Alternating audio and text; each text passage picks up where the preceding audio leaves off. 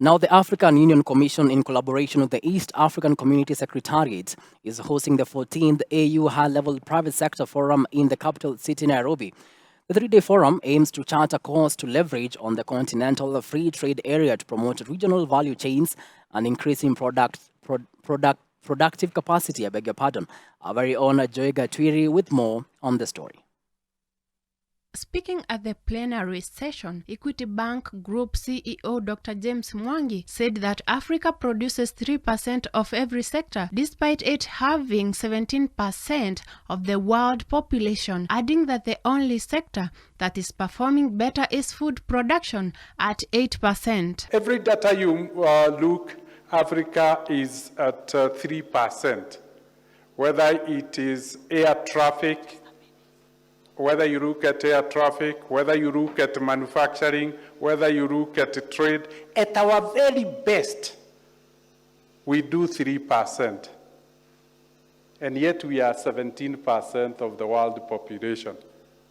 The only exception we have performed is food production.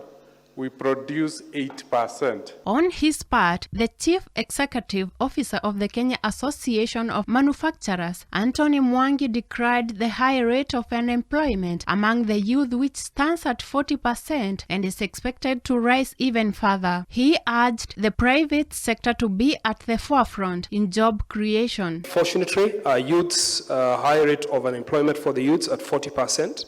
It's expected to escalate by that time. And it's us, as when we are making the way forward as private sector today, to see how in the next 27 years, we are going to have a positive effect as far as employment is concerned. Caro Kariuki, the CEO of the Kenya Private Sector Alliance, KEPSA, noted that the food security is critical in Africa, but the continent can reliably produce its own food for use and export using the youthful human resource it has. She further called for a sustaining environment and biodiversity so as to deal with climate change and cross-border mobility, which she said is a critical issue. We can support small businesses owned by youth, and when you look at the youth gap in Africa, I think there's a really big opportunity for youth and having a thriving economy for them. Food security, which is also critical, and I think critical for Africa, that we are able to reliably and sustain our own food stocks and produce enough food for Africa for our own use and for export.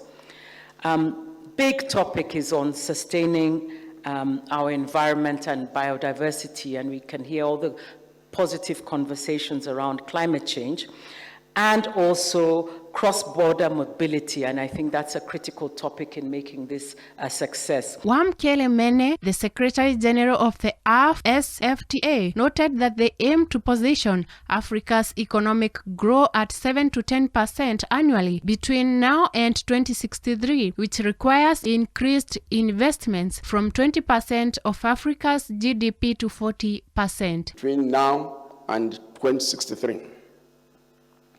This requires, among others, increasing investments from 20% of Africa's gross domestic product currently to 40%.